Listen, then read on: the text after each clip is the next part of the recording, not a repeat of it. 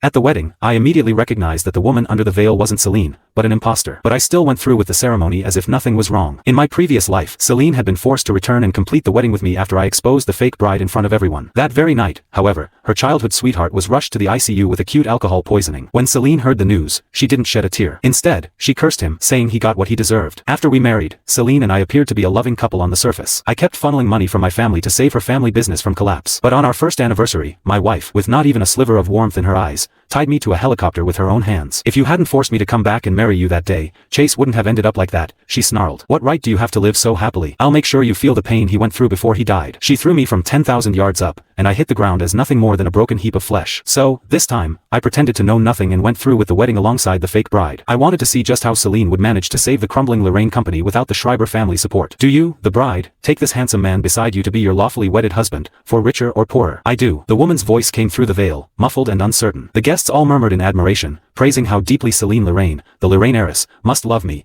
to insist on completing the wedding even with a heavy cold, afraid I might feel wronged otherwise. Wait a second. The woman beneath the veil averted her gaze, a fine sheen of sweat forming on her forehead. Celine, you don't look too well. Are you tired? I asked with a gentle smile. She cleared her throat nervously. Yes, I gestured for the officiant to pause the ceremony and led the bride into the lounge. Just then, my phone on the table vibrated. More than a dozen unread messages lit up the screen, all from Chase Riverton. You figured out the bride's a fake, haven't you? Surprised? Celine and I are watching your wedding live right now. There was a photo attached, Celine resting her head affectionately on Chase's shoulder, relaxed and smiling. Oh, forgot to mention, this was my idea. The wedding's just her little game to amuse me. I quickly typed out a reply. Is that so? Want to bet that with one call from me, she'll drop you and come crawling back? As expected, there was no response for a long while. Perfect, I thought. The fish had taken the bait. I put the phone away and turned toward the silent bride beside me. She shifted uneasily, glancing up at me. Actually, I patted her shoulder lightly. Deep breaths, Arya. Her shoulders relaxed at once. You already knew. She went quiet for a moment, then drew in a deep breath as though gathering courage. Celine isn't worth marrying. She only set this up to humiliate you. I leaned closer, my voice low. I didn't stop the ceremony to expose you. I just need you to help me put on a show. I hadn't known until after my death that Arya Grant had been watching over me in secret for years. When she heard I'd died, she was the only one who refused to believe it was an accident. Later, she discovered that Celine had been behind it, but with no proof to bring her down, she chose to end it all, dragging Celine with her on the anniversary of my death. Tears welled in Arya's eyes as she instinctively reached toward me, only to stop midway. If you feel wronged, I can. I looked straight at her. Arya, listen to me. You're the one I want to marry. When we returned to the hall, the officiant smiled and announced, now, the bride and groom will exchange rings. I picked up the ring, but when I tried to slide it onto her finger, it stopped halfway, stuck tight at the knuckle. She tried awkwardly to force it on, but I pressed down on her hand to stop her. A ripple of whispers spread through the crowd, the buzz of gossip growing louder. What's going on? Does the ring not fit? How can they mess up something this important? The Schreiber and Lorraine families are slipping. In the audience, Celine's parents' faces turned ashen. They exchanged a look, and I saw panic flicker in both their eyes. I see. They had known about her little stunt all along and hadn't done a thing to stop it.